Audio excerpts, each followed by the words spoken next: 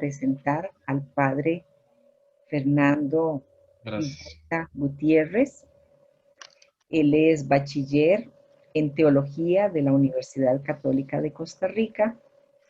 Es vicario de la parroquia Inmaculada Concepción de María del Guarco y es director de las obras pontificias de la diócesis de Cartago.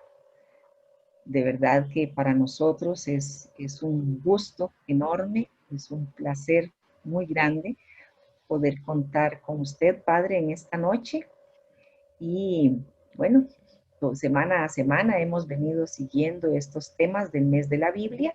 Agradecerle a toda esta gente que ha querido aceptar la iniciativa del Instituto Santiago Apóstol, pero más agradecida con Dios porque esto nos hermana y nos recuerda que lo importante de todo nuestro proceso de crecimiento es tener siempre la mirada fija en Cristo, nuestro Señor, que a través de su palabra también nos va hablando en el camino de nuestra vida. Padre, este es su espacio. Muchas gracias por la invitación, Fanny. Quiero saludarlos a todos y también por la oportunidad que me dan de compartir con ustedes, ¿verdad? Durante esta noche un pequeñito tema de formación en torno a las Sagradas Escrituras en este mes tan especial del mes de la Biblia, precisamente, ¿verdad? Y bueno, vamos a disponer el corazón con la presencia también del Señor en nuestra vida y con la gracia del Espíritu Santo para que sea Él el que conduzca y el que guíe esta noche y tal y como lo hemos dicho, este ratito de encuentro y de formación. Entonces nos disponemos diciendo en el nombre del Padre, del Hijo y del Espíritu Santo. Amén. Oh Espíritu Santo, amor del Padre y del Hijo, inspírame siempre lo que debo pensar, lo que debo decir, cómo debo decirlo, lo que debo callar, lo que debo escribir, cómo debo actuar, lo que debo hacer para procurar tu gloria en bien de las almas y de mi propia santificación. Espíritu Santo, ilumina mi entendimiento y fortifica mi voluntad. Dame agudeza para entender, capacidad para retener, método y facultad para aprender, sutileza para interpretar, gracia y eficacia para hablar. Dame acierto para empezar, dirección al progresar y perfección al acabar. Amén. Imploramos también el auxilio de María Santísima, nuestra Madre, que también ella, como fiel discípula de su Hijo, nos permita escuchar con verdadera atención y disposición la voz de su Hijo, que de manera especial se hace presente en los Evangelios. Santa María, Madre de Dios, ruega por nosotros los pecadores, ahora y en la hora de nuestra muerte. Amén. Bien, quedamos en presencia de Dios. Me parece que todavía no puedo compartir pantalla, entonces tal vez si me ayudan por ahí. Ajá, sí, ya vamos a buscar.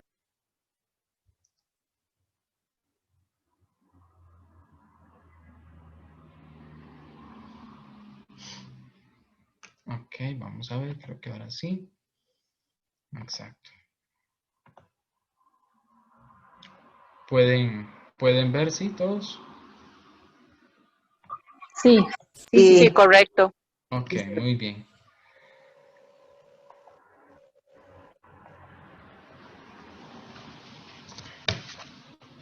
Bien, hermanos, hoy un poquito, el tema lo habíamos titulado la Virgen María en las Sagradas Escrituras, pero creo que tal vez la afirmación más correcta sería como un poco pues lo que nos parte de nuestra formación, ¿verdad? Las pruebas bíblicas de la importancia de María Santísima, ¿verdad? Y sobre todo comprenderlo desde el aspecto fundamental de la historia de la salvación y este papel fundamental y necesario que María Santísima tiene dentro de nuestra iglesia y que, tal y como pues lo afirma el título, entonces, esta importancia y esta bueno, precisamente esta importancia de María Santísima la descubrimos y podemos descubrir en la misma palabra de Dios, en las mismas escrituras.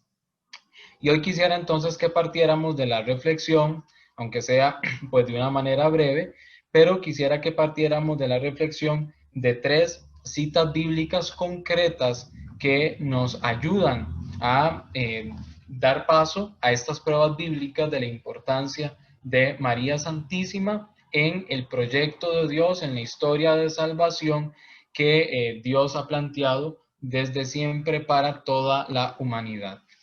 Y con el primer texto que quisiéramos que quisiera que entonces hoy iniciáramos nuestra reflexión es con Gálatas 4, 4, 7. Y desde ya, pues entonces podríamos decir que este texto de Gálatas 4, 4, 7 es una síntesis mariológica que presenta dos importantes acontecimientos, tal y como lo dice ahí. Desde el aspecto de la soteriología, que lo hace referencia desde la teología a lo que explicaría la redención y el proyecto que Dios realiza en la historia para dar la salvación a toda la humanidad, y desde el aspecto de la cristología, que hablaríamos entonces lo que refiere al misterio de la encarnación, a través de la cual precisamente Dios lleva adelante su proyecto de salvación para todos nosotros los hombres y mujeres. Bien, ¿qué es lo que dice el texto? Gálatas 4, 4, 7, pues acá está, tal vez si alguno, para no solamente hablar yo, que nos ayude a leerlo de forma pausada para que todos lo podamos escuchar. Si gusta yo, Padre. Claro, adelante. Gracias. Pero cuando se cumplió el plazo, Dios envió a su Hijo, nacido de mujer, nacido bajo la ley, para que rescatase a los que estaban sometidos a la ley y nosotros recibiéramos la condición de hijos. Y como son hijos de Dios, infundió en sus corazones el espíritu de su Hijo, que clama a Dios llamándolo Abba, es decir, Padre. De modo que no eres esclavo, sino hijo. Y si eres hijo, eres heredero por voluntad de Dios. Palabra de Dios. Te alabamos, Señor. Vean que entonces así, haciendo una lectura primera y general de este texto de Gálatas 4, 4, 7, como ya lo indicamos, pues podemos descubrir estas dos cosas fundamentales. Nacido de mujer, entonces nos habla de la encarnación. Dios que envía a su Hijo, nacido de mujer, nos habla de la encarnación y por lo tanto entonces de un aspecto cristológico. Pero también nos habla de la razón de esa encarnación, que es precisamente la salvación de la humanidad, la redención de la humanidad. Veámoslo ahora, o tratemos de verlo un poco más pausada y de una manera más específica, versículo por versículo. El versículo 4, pero cuando se cumplió el plazo, Dios envió a su Hijo, nacido de mujer, nacido bajo la ley. Algunas otras traducciones, en lugar de pero cuando se cumplió el plazo, lo que hablan es o traducen diciendo cuando llegó la plenitud de los tiempos, Dios envió a su Hijo. Cuando llegó la plenitud de los tiempos. Y entonces cuando hablamos de la plenitud de los tiempos, podemos hacer referencia a esas diferentes etapas que Dios fue disponiendo, que Dios fue planteando para que llegara al punto culmen de la encarnación de su Hijo para dar esta salvación a todos los hombres. Dios fue conduciendo a la humanidad desde la historia de la salvación, y todos sabemos, ¿verdad?, cómo el libro del Génesis de alguna u otra manera nos trata ya de contar a nosotros cómo fue que el mal se introdujo en la humanidad cuando el hombre pretendió ser Dios, apartándose de Dios y cumpliendo únicamente su voluntad egoísta, y esto es lo que da paso a la división del hombre con Dios. Y por lo tanto, entonces, en ese momento, cuando la humanidad se aparta del proyecto original de Dios, que es el proyecto de libertad, de amor, de salvación, que repito, el libro de Génesis nos lo trata de transmitir, Dios entonces se plantea en la historia y en el tiempo diferentes etapas que fueran conduciendo a la humanidad al encuentro culmen de la encarnación, a ese momento específico e importante de su proyecto de salvación. Vean, entonces también dice que envió Dios envió a su Hijo. La palabra Dios, si pudiéramos ver nosotros el texto griego original, la palabra Dios viene acompañado por un artículo, joteos, se diría en griegos, lo cual, esto quiere decir que el texto específicamente, cuando teos viene acompañado por este artículo jo, en griego, indica específicamente que se está refiriendo a Dios Padre. Entonces, Dios Padre envía a su Hijo. Y nosotros, recuerden que nosotros tenemos que aprender a leer la Sagrada Escritura y tenemos que aprender a interpretarla. No podemos hacer una simple y mera lectura, permítame la redundancia, literal de lo que estamos leyendo, sino que de lo que leemos hay que descubrir el sentido que muchas veces se encuentra detrás de esas palabras. Y cuando nosotros leemos Dios envió a su Hijo, lo que nos está diciendo es que salió de Dios. Y con esto, ¿qué es lo que ya podemos afirmar? Nosotros podríamos afirmar entonces con esta simple expresión de que Dios envió a su Hijo, podemos afirmar, parecería muy redundante, pero es una afirmación muy importante y es Dios Padre tiene un hijo que comparte su propia naturaleza y su propia realidad. Entonces, este hijo también es Dios. ¿Por qué? Porque este hijo ha salido de la misma realidad del Padre, ha salido de Dios. Vean que, insisto, si nosotros tomamos la Sagrada Escritura y hacemos una simple lectura específica y literal de lo que leemos, podríamos quedarnos sin descubrir muchísimo de lo que el texto o de lo que Dios a través de ese texto sagrado nos quiere explicar y nos quiere manifestar. Nacido de una mujer, nos dice también el texto que acabamos de escuchar. Es decir, que Dios ha querido nacer de una mujer, pero más aún tenemos que unirlo con la siguiente expresión, dice también, nacido bajo la ley. Es decir, Dios quiso asumir el camino de la humanidad para acercarse a la humanidad. Dios asumió el camino de la humanidad precisamente para acercarse a esa misma humanidad, que definitivamente entonces es lo que ustedes y yo conocemos como el misterio de la encarnación. ¿Y en qué trata? Bueno, nacido bajo la ley, es decir, que Dios se somete tanto a la ley religiosa de su tiempo como a la ley civil, ¿verdad? Es interesante, por ejemplo, cuando leemos los evangelios, Jesús que es presentado en el templo, Jesús que va a visitar, ¿verdad? Por ejemplo, cuando aquella escena, ¿verdad? Que en el Rosario nosotros lo conocemos como el niño Jesús perdido y hallado en el templo, bueno, ahí estaban cumpliendo una de las normas religiosas que por lo menos una vez en la vida un judío practicante y piadoso tenía que visitar el templo y en ese momento pues Jesús estaba cumpliendo con ese requisito, digámoslo de esa manera.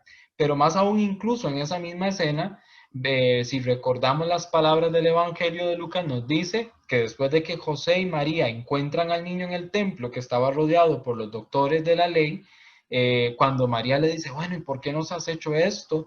Y la respuesta de Jesús dijo, no sabías que yo tengo que estar en las cosas de mi Padre, pero después dice, quedó sujeto a la autoridad de sus padres, ¿verdad? Jesús que quiso asumir nuestro mismo camino para acercarse a nuestra realidad. Dios que se acerca y se hace hombre, dirá San Irineo, Dios se acerca y se hace hombre, ¿para qué?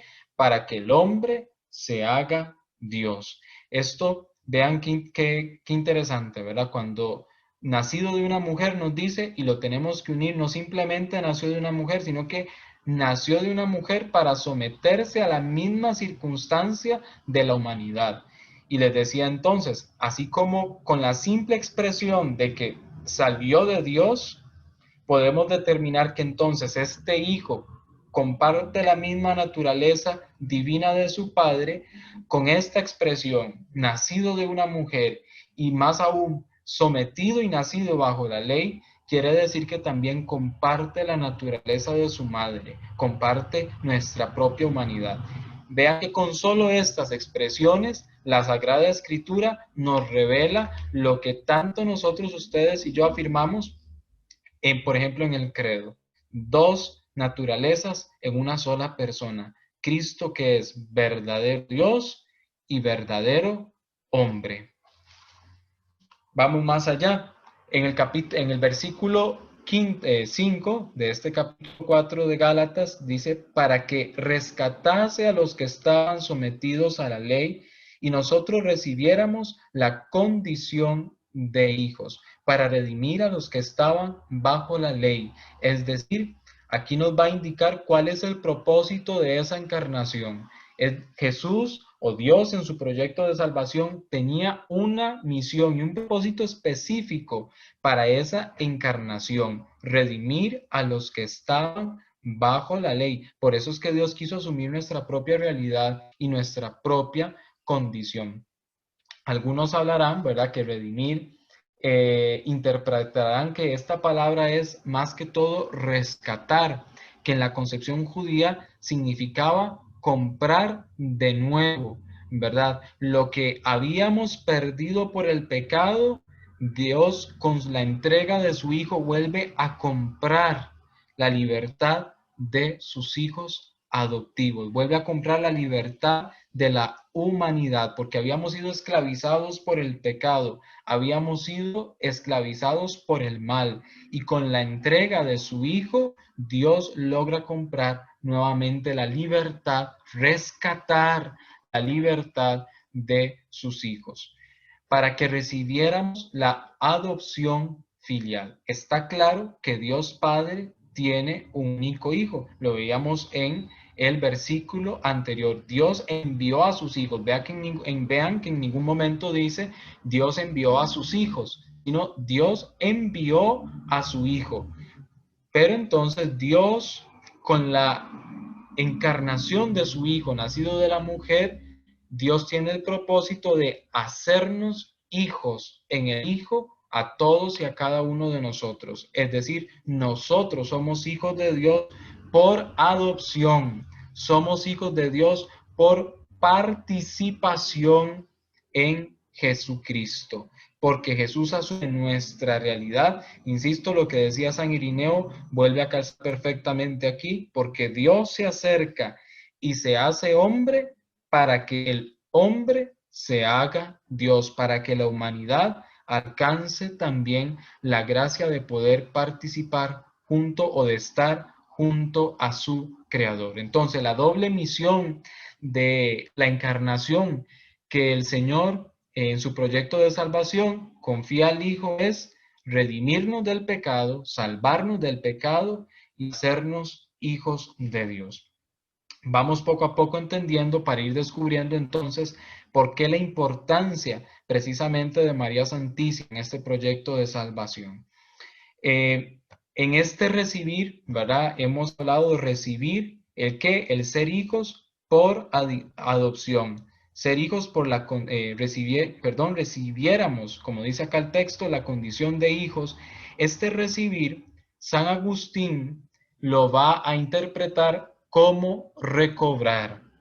Es decir, recobrar lo que nosotros habíamos perdido por el pecado, que se refleja precisamente en Génesis 3:15. Entonces, lo que nosotros habíamos perdido por el pecado, porque desde el proyecto inicial de Dios, desde el que Dios creó al hombre y a la mujer, Dios quería que fueran sus hijos, pero nosotros lo perdimos por nuestro pecado, lo perdimos por nuestro egoísmo. Y entonces, para San Agustín, la expresión esta, recibiéramos la condición de hijos, en el fondo hace más referencia a recobrar algo que teníamos, pero que nosotros habíamos perdido.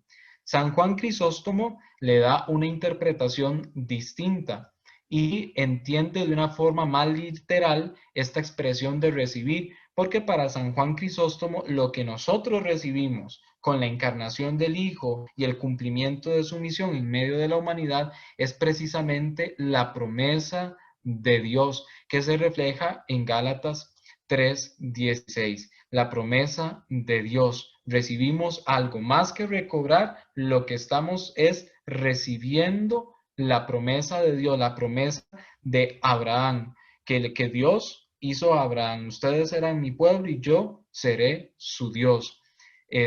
Indistintamente de cuál sea la interpretación que se dé, lo que sí tenemos que tener claro es que es la doble misión de la encarnación del Hijo es salvarnos del pecado y sobre todo hacernos hijos de Dios, hijos adoptivos, porque el único hijo que comparte la naturaleza la naturaleza divina como tal, es Cristo. Nosotros compartiremos esa realidad por participar en Cristo y participamos en Cristo a través de el bautismo. Bien, y como son hijos, Dios infundió en sus corazones, dice el versículo 6, el espíritu de su Hijo que clama a Dios llamándolo Abba, es decir, Padre. De modo que ya no eres esclavo, sino hijo. Y eres hijo, eres heredero por voluntad de Dios. Vean que tenemos que notar que estas expresiones están en tiempo presente. Y como son hijos, en ningún momento este texto está diciendo cuando sean hijos, cuando fueron hijos, cuando lleguen a ser hijos, no. Y como son hijos en este tiempo presente, porque llegamos a la plenitud de los tiempos con la llegada de Cristo a través del vientre de María Santísima, y como son hijos en este momento, somos hijos, Dios infundió en sus corazones, en nuestros corazones, el Espíritu del Hijo de Dios que hace clamar Abba, es decir, Padre. Revela entonces, con estas expresiones, Dios revela la dignidad del hombre porque le da la libertad de poderlo llamar Padre. Dios a ninguna otra criatura, digámoslo así, le ha permitido decirle Padre. Los únicos que podemos decirle Padre y que tenemos esa libertad somos nosotros. Y por eso es que en estos versículos se revela la dignidad de la humanidad, del hombre y de la mujer, porque Dios nos da la libertad, Dios nos da la habilidad, por la gracia del Espíritu que habita en nosotros desde el día del bautismo, Dios nos permite llamarle Padre. El Espíritu Santo es el que precisamente entonces queda claro acá, en estos versículos, sobre todo en el 7, nos deja claro, perdón, en el versículo 6, que es el Espíritu Santo el que nos permite tomar realidad y conciencia de que ustedes y yo, cada uno de nosotros, somos hijos de Dios. Es un regalo de la misma gracia, es un mismo regalo de Dios que nos da la posibilidad de que le llamemos y que lo identifiquemos a Dios como nuestro Padre. Entonces, después de toda esta breve, digámoslo así, explicación que podríamos ir descubriendo viendo versículo por versículo, llegamos entonces a la comprensión de lo que significaría precisamente o podríamos hacer un análisis temático más específico que nos llevaría a descubrir entonces por qué este texto de Gálatas 4:7 nos revela o es una prueba bíblica de la importancia de María Santísima en la historia de la salvación. Podemos hablar de un aspecto trinitario porque vean que el texto nos deja claro la presencia de la Trinidad. ¿Por qué? Porque el Padre es el que envía al Hijo y al Espíritu Santo. El Padre es el que envía al Hijo para que naciera de una mujer y que envía también al Espíritu para que en nuestros corazones, infundido en nuestros corazones, nosotros tengamos la capacidad de reconocerlo a Él, no solamente como nuestro Creador, sino sobre todo y principalmente como nuestro Padre, porque el Espíritu Santo tendrá precisamente tres funciones. Ya lo habíamos dicho, nos confiere la capacidad de ser hijos de Dios a través del bautismo cuando se infunde en nuestros corazones, tomar conciencia de que somos hijos de Dios, pero además el Espíritu Santo es el que nos da la fuerza para vivir en gracia, en la gracia de los hijos de Dios. También podemos hablar un aspecto cristológico, ya lo dijimos, lo reiteramos, a través de este texto podemos descubrir que se nos habla tanto de la divinidad de Cristo, su preexistencia, porque Cristo ha sido de Dios, Dios envió a su Hijo, pero también podemos hablar de su humanidad, porque fue nacido por una mujer. Y ahora sí, pues por supuesto, el aspecto mariológico. ¿Por qué hablamos del aspecto mariológico? Bueno, porque es claro que Gálatas está hablando de Jesús, Dios que envió a su Hijo, Dios que envió a Jesús nacido de una mujer. Y ya desde se tiene claro que la madre de Jesús es precisamente María. Y la presencia de María entonces está, o se puede descubrir en este texto, su presencia en el plan de Dios y por ello también la maternidad divina. Es decir, María coopera, es cooperadora en la redención. Por eso incluso el Vaticano II la llama constantemente que María es socia de Cristo, porque María, dando su consentimiento voluntario a la invitación que Dios le hacía a través del anuncio del ángel para convertirse en la madre de Dios, María entonces se convierte en cooperadora de esa salvación. María asume un papel de mayor importancia porque fue Cristo, el Hijo de Dios, nacido de una mujer, nacido de María. ¿Para qué? Para salvarnos y devolvernos la adopción filial de toda la humanidad, ¿verdad?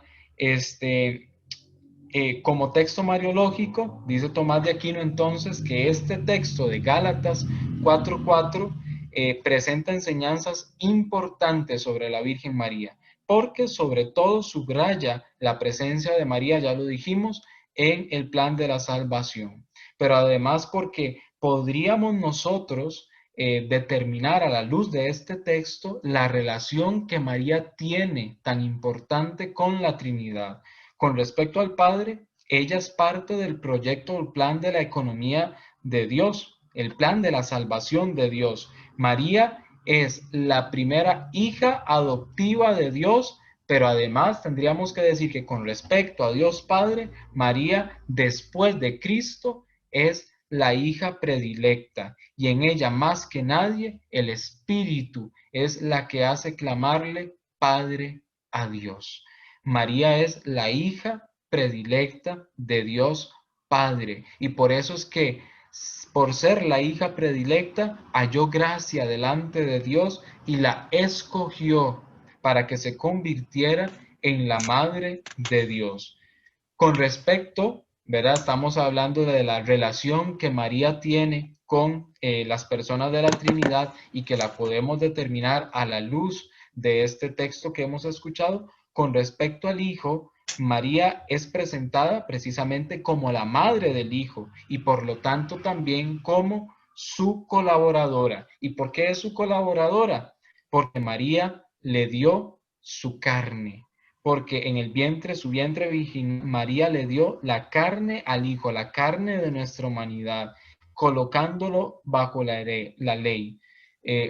Por eso es que María se convierte en colaboradora del Hijo. Y con respecto a la relación que María tiene al Espíritu Santo, este ha descendido de una forma primera en María para lograr que ella concibiera de manera virginal e inmaculada al Verbo de Dios, al Hijo de Dios. Esta es la relación que a partir de este texto, con este pequeño texto, nos permite descubrir entonces la presencia de María Santísima en el vientre, la importancia de María Santísima en el proyecto de la salvación.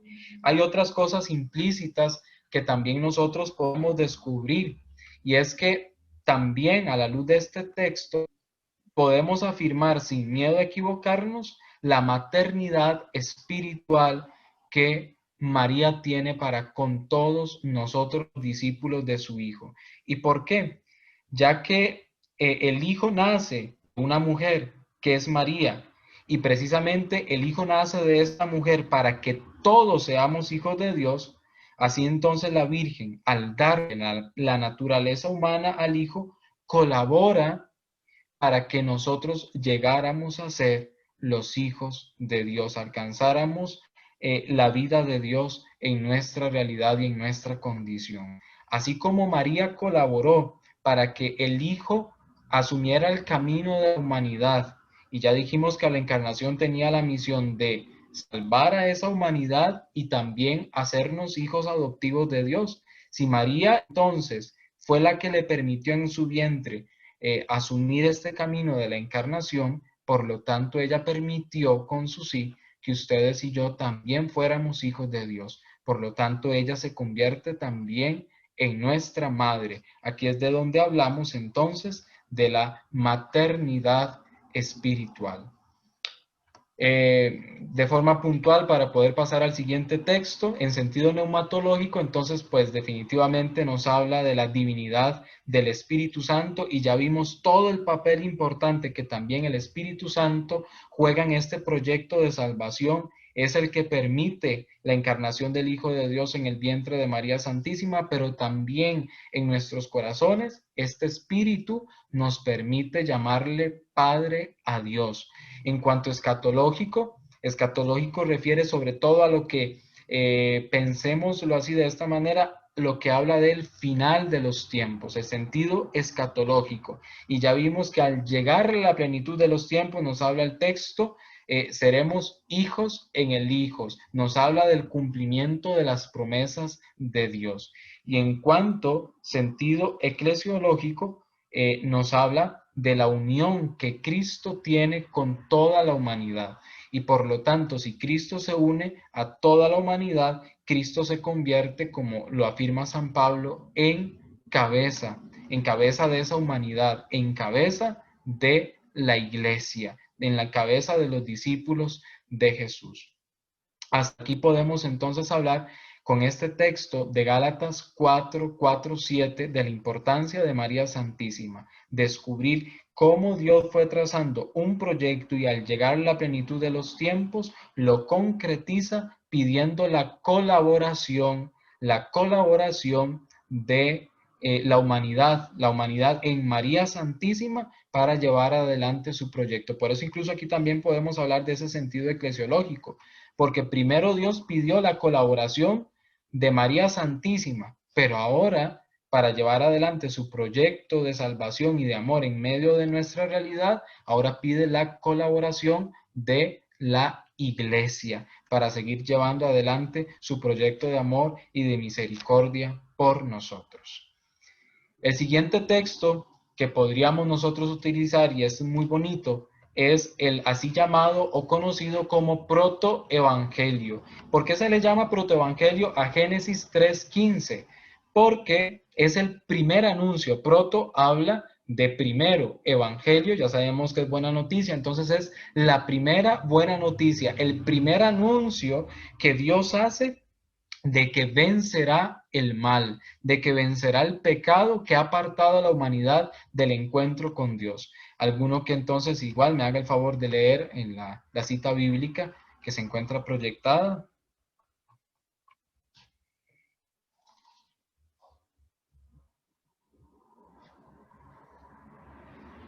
Padre, me ofrezco. Adelante. Pongo enemistad entre ti y la mujer, entre tu descendencia y la suya.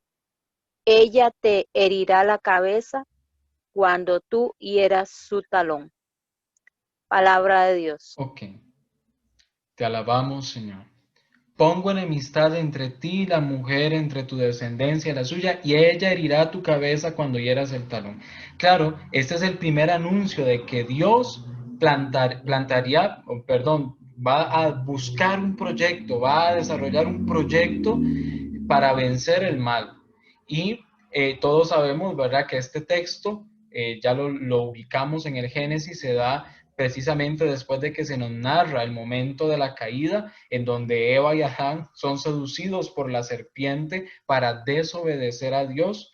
Y por lo tanto, en esas circunstancias, cuando Dios hace este anuncio, dirigiéndose precisamente a la serpiente, ya sabemos que en la mentalidad del Antiguo Testamento, la serpiente era asociada con el mal. Pongo enemistad entre ti y la mujer, y ella herirá la cabeza cuando tú hieras su talón. Es el primer anuncio de que está diciéndole al mal, a la serpiente, al mal, tú serás vencido.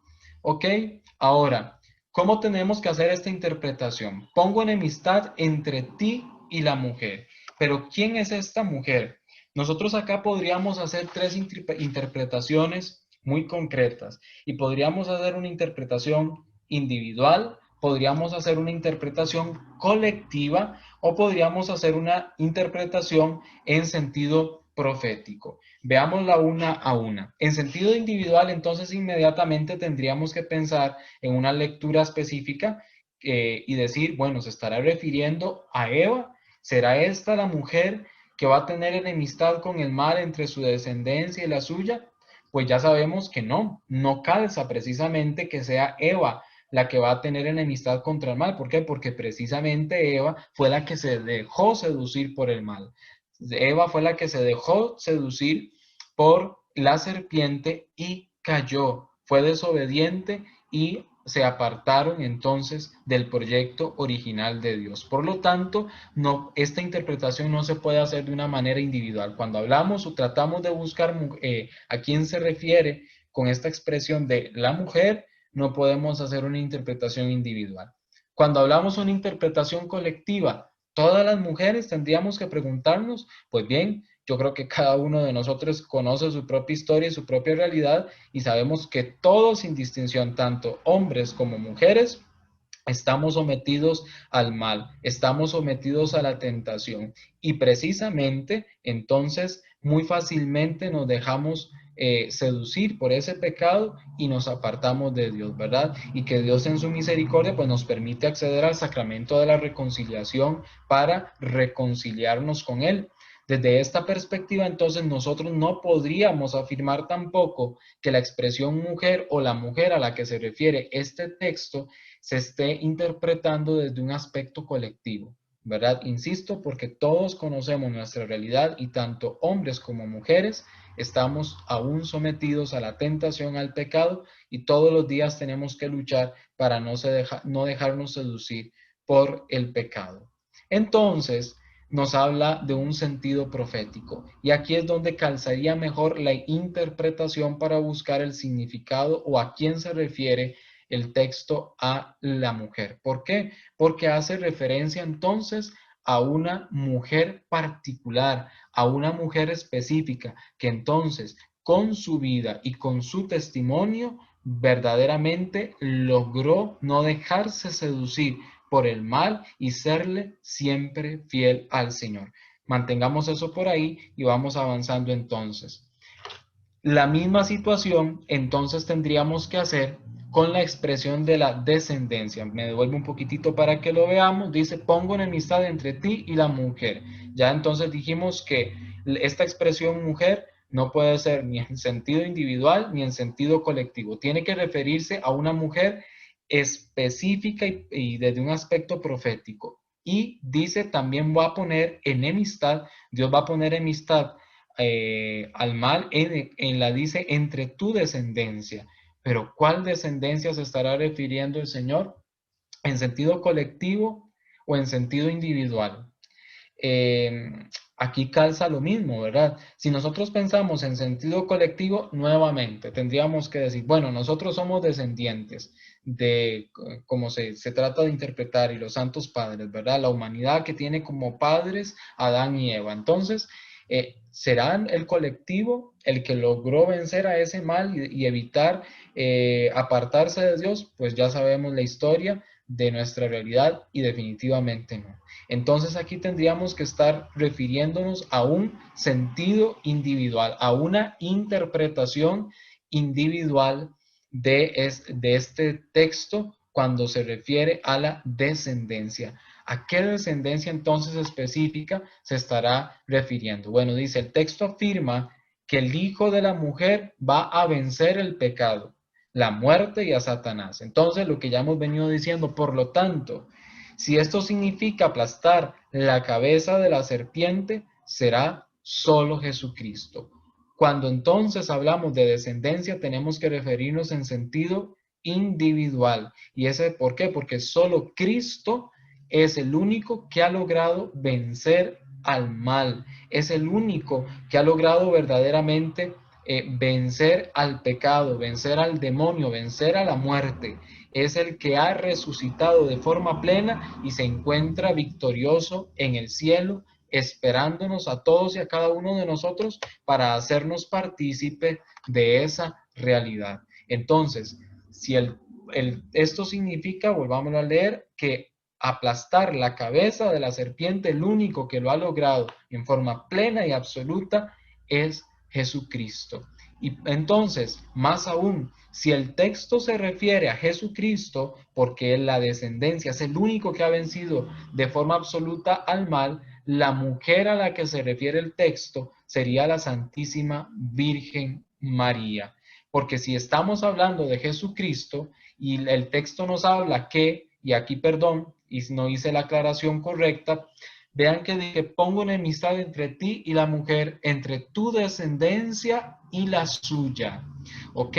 Cuando dice acá, ella te herirá la cabeza cuando tú hieras su talón, ese ella se está refiriendo, perdón, se está refiriendo a la descendencia de la mujer. La descendencia de la mujer es la que herirá la cabeza cuando el mal intente herirle el talón, y la descendencia es la que aplastará esa cabeza, ¿verdad? Entonces ya dijimos, ¿quién es el único que ha vencido de forma absoluta al mal? ¿Quién es el único que ha logrado ya resucitar de forma plena y absoluta y se encuentra vivo y victorioso en el reino de los cielos? Jesucristo. Y por lo tanto, entonces, ya lo dijimos, si el texto se refiere a Jesucristo y esa descendencia es la que ya logró aplastar el mal, por lo tanto, la mujer a la que se refiere el texto sería a la Santísima Virgen María.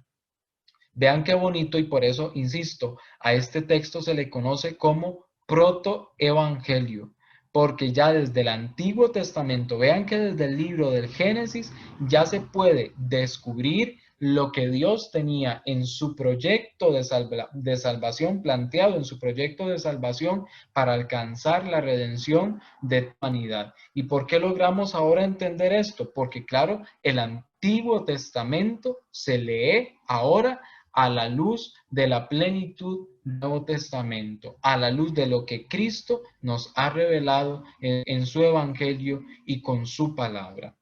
Un elemento interesante que podríamos resaltar es que si ustedes y yo prestamos atención a mucha representación iconográfica de María, aparece precisamente a María aplastando la cabeza. De hecho, en la imagen de esta diapositiva aparece precisamente María sobre una serpiente. Y es que precisamente antes se entendía, se comprendía que era María, ¿verdad? Como el texto dice, y ella te aplastará la cabeza, que hacía referencia a la mujer.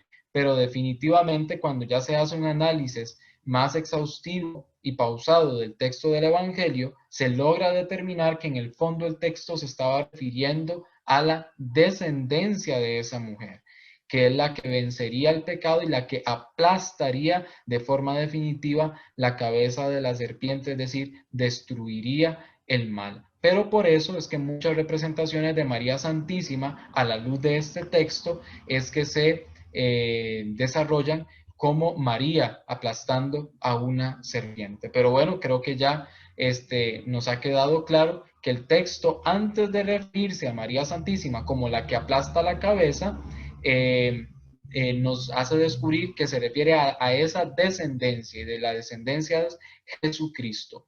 En esto nos ayuda a descubrir también aquello tan bonito, o lo que podríamos decir más bien tan bonito, de que María, o que no está sobre Cristo, ¿verdad? Muchas veces ustedes saben que a nosotros como creyentes y católicos nos critican mucho por el amor que nosotros le tenemos a María Santísima, ¿verdad? porque dicen que preferimos a María antes que a Cristo, ¿verdad? Este texto nos ayuda, permítame la expresión, a enamorarnos de María Santísima por su papel fundamental y esencial en la historia de la salvación, pero también nos ayuda a entender que el primer lugar lo debe tener Jesucristo, porque fue el que venció al mal, pero el canal que Jesucristo, vencedor del mal, utilizó para cumplir esa tarea de aplastar la cabeza de la serpiente fue el vientre inmaculado y virginal de María Santísima.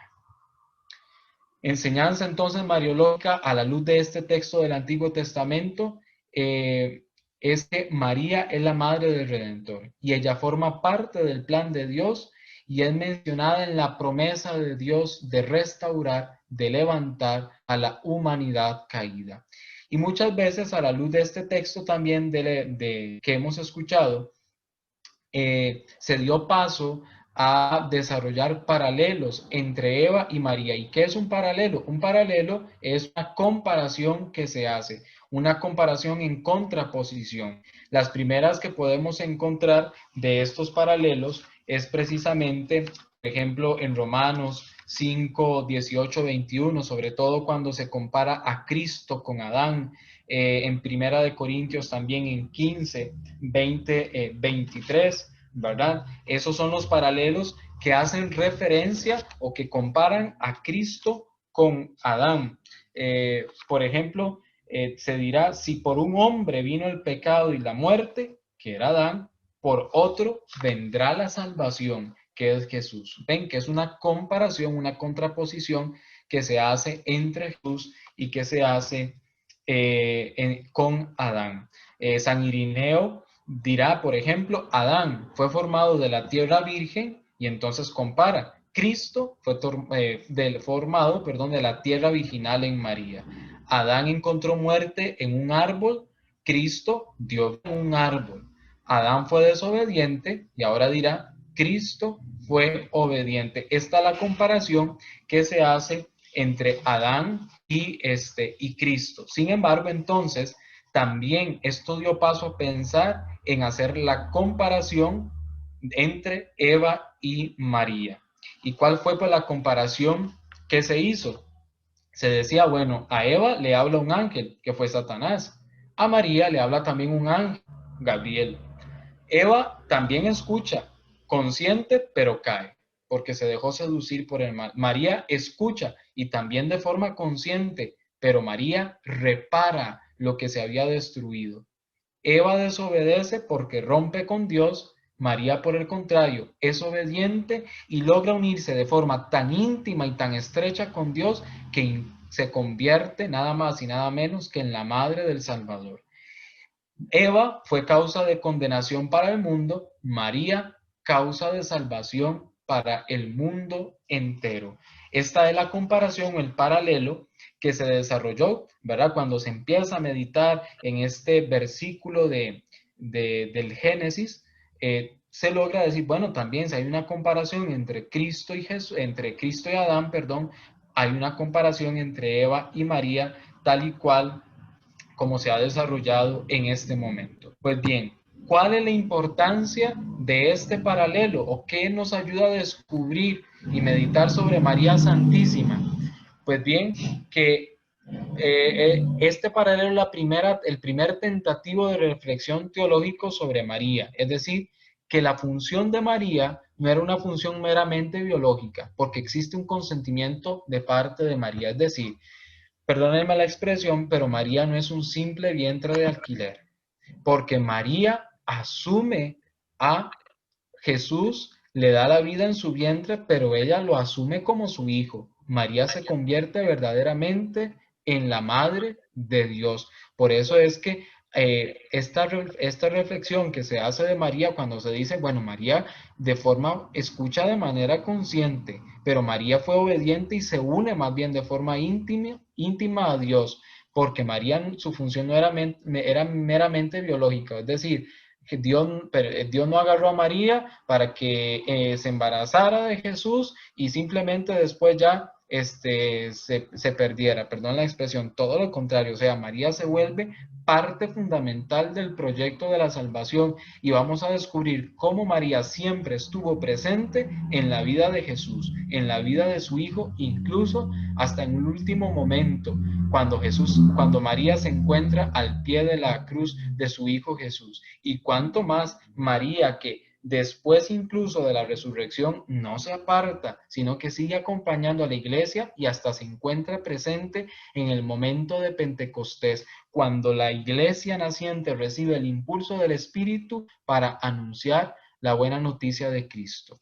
¿Cuál es la enseñanza eclesiológica de este evangelio? Pues ya lo mencionábamos también un poco, más bien de este paralelo que surge a la luz de este texto que hemos meditado de Génesis, pues que la colaboración humana dentro del plan de Dios es querida por Dios, primero en María y ahora quiere nuestra colaboración como parte o como miembros de la iglesia. Y por supuesto, tiene una enseñanza antropológica, porque todos, absolutamente todos, estamos, al igual que María, estamos llamados a colaborar. Y así como yo puedo colaborar siendo obediente, puedo no colaborar siendo desobediente. ¿Qué quiere decir esto? Que lo mismo que vivió Adán y que lo mismo que vivió María, también lo vivimos nosotros todos los días. Todos los días nosotros tenemos que decidir entre seguir el camino de forma fiel y radical, tal y como lo hizo María, seguir ese camino de la voluntad de Dios en nuestra vida, o muchas veces también tomamos la decisión como Eva de ser desobedientes y apartarnos de ese camino del Señor. Entonces, esta es la enseñanza antropológica que se puede desprender de este paralelo. Y por último, y lo voy a hacer de una forma más rápida porque más bien ya me pasé de tiempo, qué pena, me habían dado 45 minutos, pero entonces para no dejar incompleto, vamos a ver un último texto que es de Isaías 7:14, que también nos ayuda a descubrir la importancia fundamental de María Santísima en el proyecto de la salvación.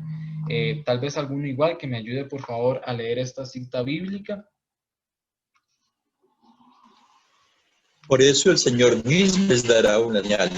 Miren, la joven está embarazada y dará a luz un hijo y le pondrá por nombre Emmanuel. Palabra de Dios. Te alabamos, Señor. Entonces, este texto es importante para comprenderlo, es importante entender también el contexto en el que surge este texto. Isaías 7:14. Para este momento, Isaías, el profeta, se está dirigiendo al rey Ahaz, y recordemos que es cuando Isaías le dice o el profeta le dice al rey Ahaz, pide una señal y el Señor te la dará. ¿Por qué el profeta le dice esto, verdad? Y sobre todo recordemos la respuesta del rey Ahaz cuando el profeta le dice esto. ¿Qué le dice? No, fuera de mí tentar al Señor, yo no voy a tentar al Señor, ¿verdad? En el fondo fue una respuesta hipócrita por parte de Ahaz. ¿Y por qué? Porque en ese momento el pueblo de Israel estaba siendo, Judá estaba siendo asediada por Asiria, que era un pueblo pagano. Y entonces, ante la inminente invasión de Asiria al pueblo de Israel, ¿verdad? Entonces, el profeta le dice a Ahaz, confía en el Señor te va a auxiliar, el Señor va a estar contigo. Sin embargo, ¿qué fue lo que pasó? Ahaz se puso a hacer vínculos o se puso a hacer negociaciones, diríamos hoy, políticas y militares con Egipto, que era otro pueblo pagano. ¿Para qué? Para que le ayudara a enfrentarse a Asiria. Pero claro, esto generó vínculos, esto generó acuerdos y por lo tanto muchas cosas el pueblo de Israel tenía que ceder para que el pueblo de Egipto le ayudara a vencer a Asiria. Entonces, claro, es lo que le reprocha Isaías, el profeta, al rey Ahaz, de que le está diciendo, no confiaste en el Señor te iba a auxiliar, el Señor estaba contigo, no ibas a ser vencido, sin embargo, preferiste confiar en la fuerza humana e incluso buscar Un pueblo que no cree y que no confía en Dios, que es pagano, y te estás entregando, le estás dando todo para que te defienda. Entonces, claro, le dice el profeta al rey Ahaz, pide una señal a Dios para que usted aprenda a confiar en el Señor, ya que no quiere creerle a Dios, pídale una señal. Y el rey jamás, ante esa respuesta que le da el rey Ahaz al profeta, es donde surge esto. Por eso el Señor mismo le dará una señal. Miren, la joven está embarazada y dará a luz un hijo y le pondrá por nombre Emmanuel. ¿Cuáles son las afirmaciones que podemos hacer importantes? Bueno, que es un texto mesiánico en sentido literal inmediato. Es decir, este texto se aplica de forma directa a Jesús. Se aplica de forma directa a Jesús. Y vamos a ver por qué. Y como texto mariológico se evidencia, ya que si el Emmanuel es Jesucristo, ¿verdad? Ya dijimos que este texto se aplica de forma directa a Jesús. Entonces, si el Emmanuel es Jesucristo, por lo tanto, la Virgen que está encinta y que lo va a dar a luz, ¿quién es? Pues por lo tanto, María, ¿verdad? ¿Por qué este texto se tiene que aplicar de forma inmediata y directa a Cristo y no se puede aplicar a ninguna otra persona? Pues porque resulta la palabra que viene en la traducción hebrea o en el texto original que es en hebreo, ¿verdad? Del Antiguo Testamento, me devuelvo un momento, dice, por eso el Señor mismo le dará una señal. Miren, la joven, esta palabra joven en el texto original hebreo viene indicado con la palabra alma, ¿verdad? Y entonces, en la traducción se tradujo como joven. Pero, ¿qué significa la palabra alma? Significa una muchacha llegada a la pubertad, pero que todavía está bajo la protección de sus padres. Es decir, se trata de una mujer virgen y es usado en la Biblia en sentido estricto para virgen. O sea, esta palabra alma que es utilizada en este texto, en el texto original, en la Biblia solo utiliza la palabra alma para referirse a una mujer que es virgen, ¿verdad? No es una palabra, porque claro, cuando ustedes y yo escuchamos la palabra joven, ¿verdad? Joven, sí, inmediatamente podemos empezar a pensar en una muchacha joven entre 20, 30 años, qué sé yo, ¿verdad? Pero no necesariamente cuando yo digo una muchacha joven, no necesariamente significa que sea virgen, ¿verdad? Sin embargo, la Sagrada Escritura, la palabra alma, solo la utiliza para referirse estricta y únicamente a mujeres vírgenes. Y es la palabra que viene en ese texto. Habían otras palabras, por ejemplo, betulá, que significa, perdón, virgen, joven o vieja, ¿verdad? Y la palabra y la Sagrada Escritura no la utilizó en ese momento. También está la palabra nahará, que es mujer joven, virgen o casada, ¿verdad? Lo que decíamos ahora un poco, como en nuestra realidad también lingüística, y sin embargo tampoco utilizó la palabra nahará, es decir, no podríamos decir, no hay equívoco, el texto original utilizó la palabra alma para decir que se trataba de una mujer virgen en sentido estricto, ¿verdad? Otras traducciones utilizaron la palabra partenos, por ejemplo, la de 70, que es escrita en griego, partenos, o la Vulgata, que es latina, utilizó la palabra virgo, ¿verdad? Pero recalco, la palabra que se utilizó en el texto hebreo original fue la palabra alma, que en sentido estricto significa virgen. Entonces, por eso es que este texto que hemos de Isaías 7:14, que hemos escuchado, se tiene que aplicar en sentido literario inmediato a Jesucristo. ¿Por qué? Porque el único que en la historia ha nacido de una mujer virgen sin concurso de varón es Jesucristo. Porque algunas interpretaciones de este texto lo quisieron relacionar con Ezequías, que es el hijo del rey Ahaz, pero Ezequías no nació de una mujer virgen. Entonces, otra vez, este texto es un texto mesiánico en sentido literario inmediato, es decir, solo se puede únicamente aplicar a Jesucristo. Y si el Emmanuel se refiere a Jesucristo, porque es el único que ha nacido de una mujer virgen sin concurso de varón, evidentemente entonces esa joven se refiere a María Santísima. Dice San Agustino, Isaías predijo que Jesús nacería de una virgen, por eso Dios lo predijo para que cuando sucediera fuera creíble. Virgen concebirá significa sin unión carnal. Así lo aprendimos de la tradición apostólica, dice Justino.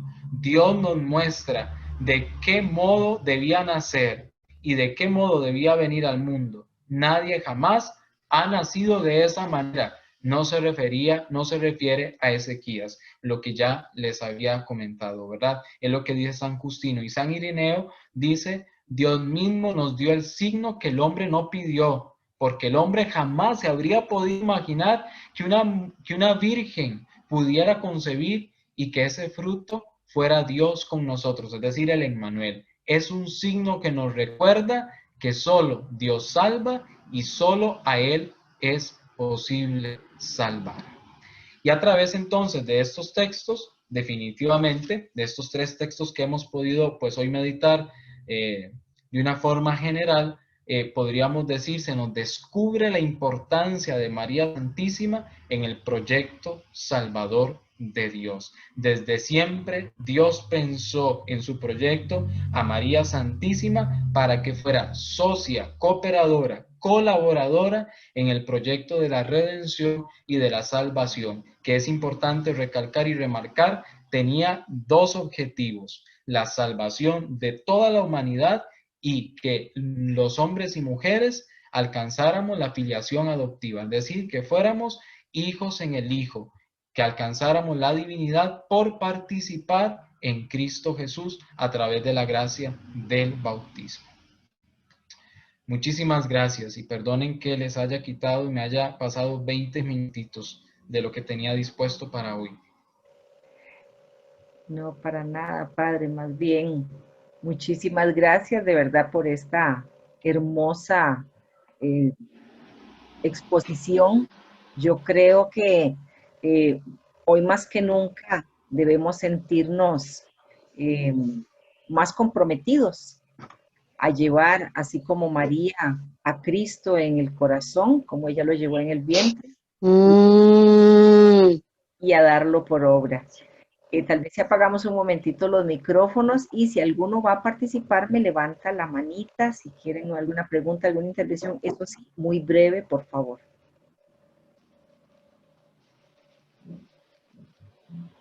A ver, ¿alguien quiere hacer alguna pregunta, algún comentario?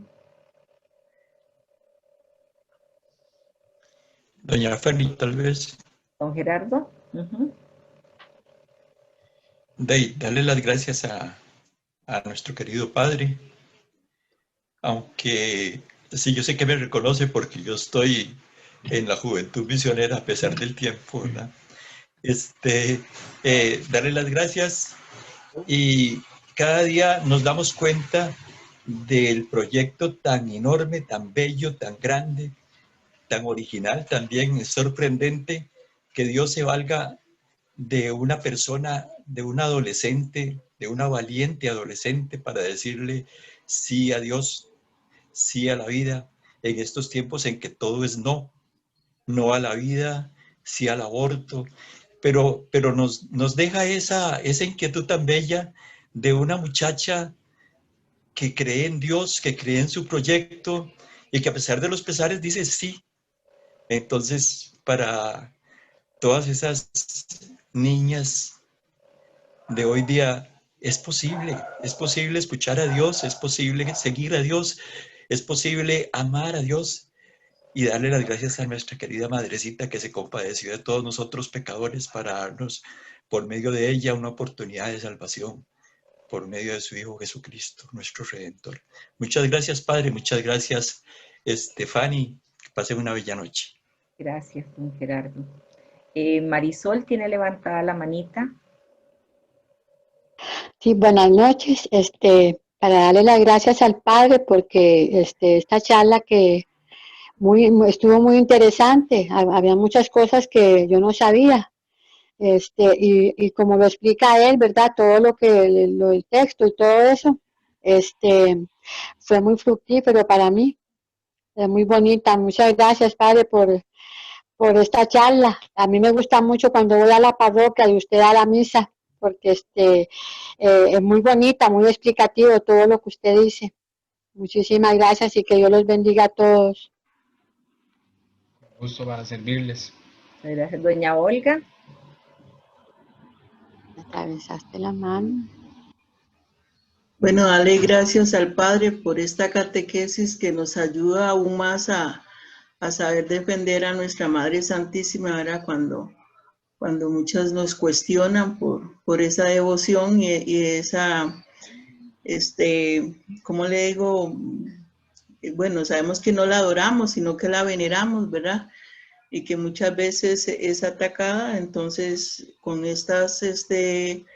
con esto que el Padre nos explica hoy, nosotros podemos tener todavía más argumentos para poderla defender ya desde la palabra de Dios, ¿verdad? Desde la Biblia, tan importante que es, ¿verdad? Con ese fundamento. Entonces, agradecerle al Padre, agradecerle a INSA, ¿verdad? Por darnos esta oportunidad de aprender más para poder así enamorarnos más de Cristo y de su Madre Santísima. Gracias, Padre, saludos, que Dios me lo bendiga, porque a pesar de ser un sacerdote tan joven, tiene una sabiduría tan grande que nos enseña a nosotros, y que Dios lo siga iluminando siempre para que nos siga dando esas catequesis tan enriquecedoras.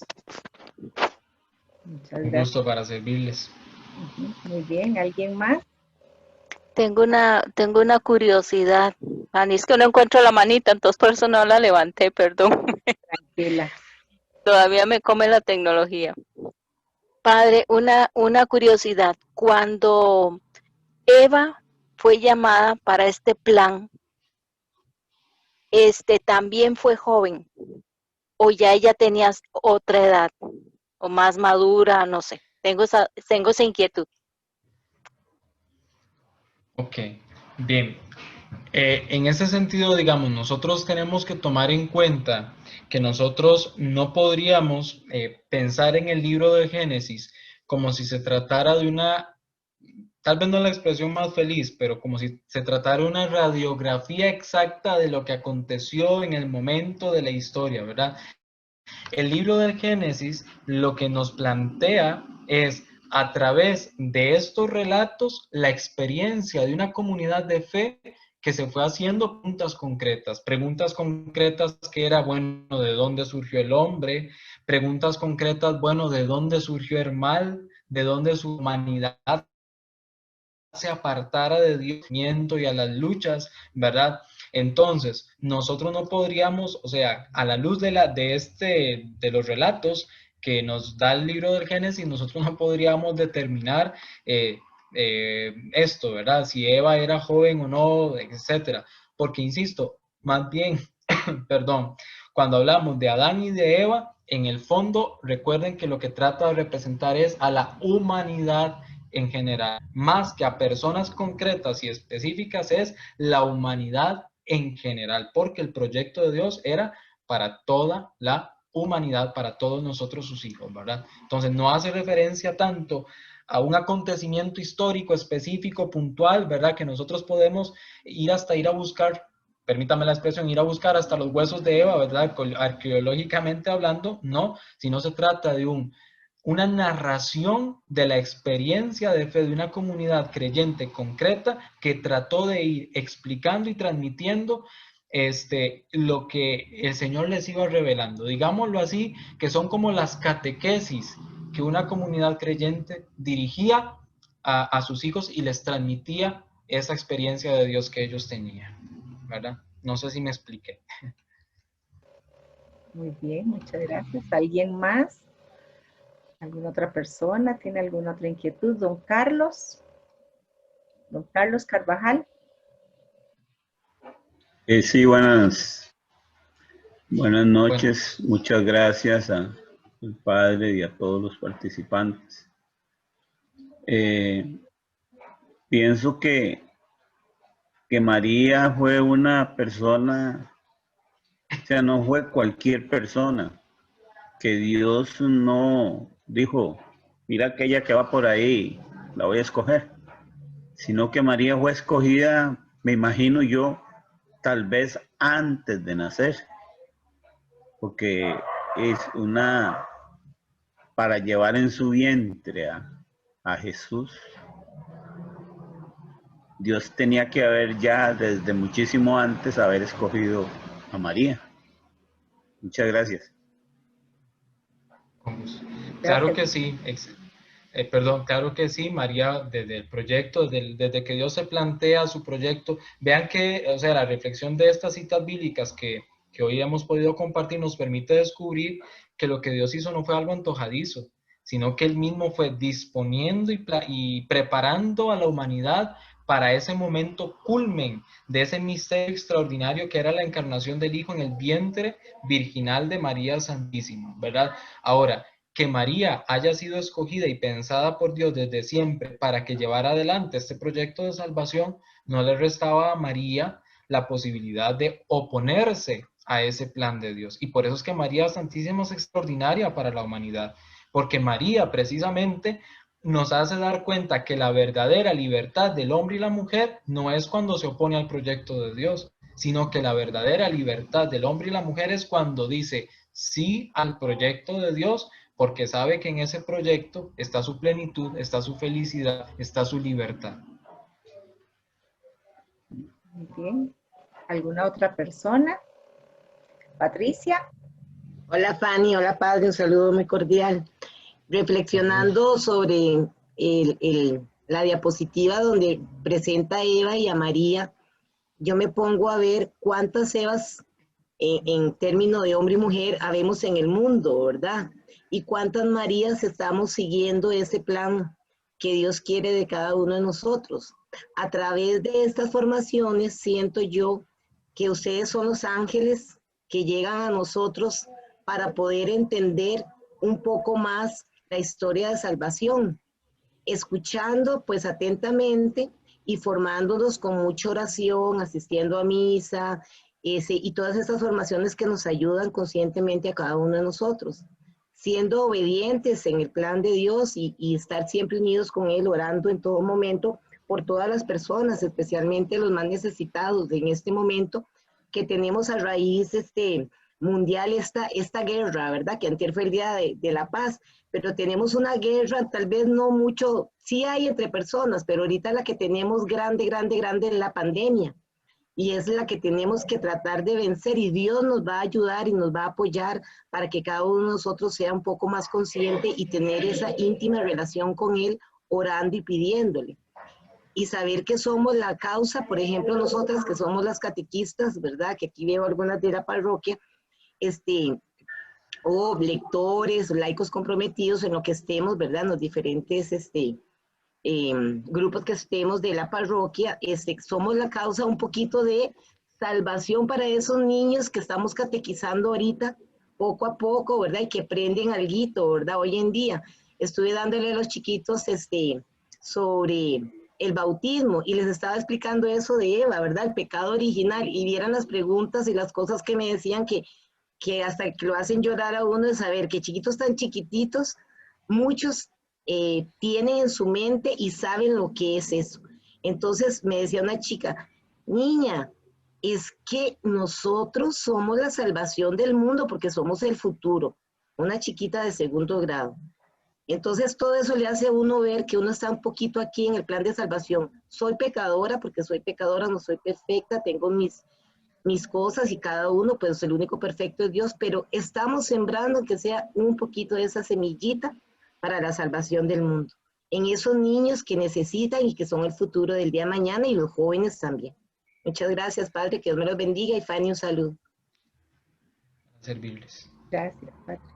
Muy bien. Bueno, no sé si habrá alguna otra participación, si no concluiríamos con la oración final, la bendición del Padre más que todo, agradeciéndoles primeramente al Padre Fernando su bondad, su generosidad para compartir este regalo de la sabiduría de Dios, porque porque no es la sabiduría nuestra, es la que viene de Dios. Agradecerles a todos ustedes que han sido fieles acompañantes nuestros durante todo este mes. Todavía nos queda una charla para la otra semana, el día martes.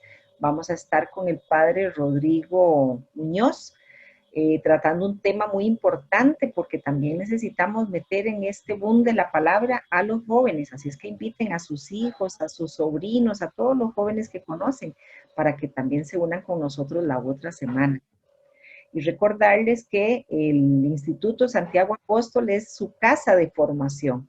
Aquí estamos, bueno, gracias a Dios y a esta tecnología, compartiendo con ustedes y de la mano con el clero de la diócesis de Cartago estos espacios formativos, pero también tenemos otros espacios importantes para compartir con laicos muy preparados que también nos han querido colaborar. Así es que estén visitando siempre nuestra página y dándose cuenta de todas las cosas bonitas que vamos haciendo para el pueblo de Dios.